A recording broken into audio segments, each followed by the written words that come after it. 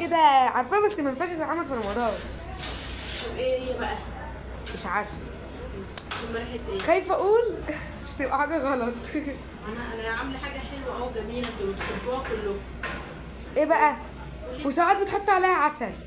عسل؟ ايه هي دي؟ مش عارفه اقول ولا ما اقولش. ايه اللي بتحط عليها عسل يا جنى؟ في حاجه بتحط عليها بقى عسل وساعات ممكن نهرسها. نهرسها كمان؟ اه. ده ايه دي يا اختي؟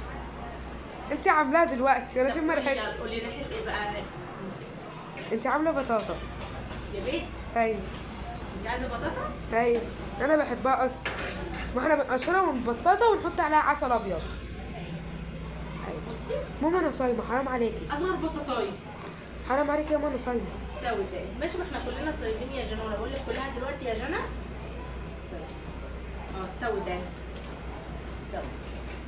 بصي. نغير بقى يا جماعه ما احنا زهقنا بصراحه من الكنافه ومن القطايف فقلت بقى ما اعمل لهم النهارده ايه؟ شويه بطاطا كده حلوين من الفرن. بصوا تحفه. ما شاء الله جميله جميله. عارفه يا ماما احنا البطاطا دي كانت عايزه ايه؟ فرن بلدي. فرن بلد. طب انا اجيب لك بالليل فرن بلد. كنا نقعد بقى نغني. غندي هتقولي ايه؟ الباميه شوكتني. مش اسكتي احسن الحاجه بتاعتي الباميه شوكتني تقول لك انت هتسال الاغنيه بتاعتي. ده حبيبتنا دي.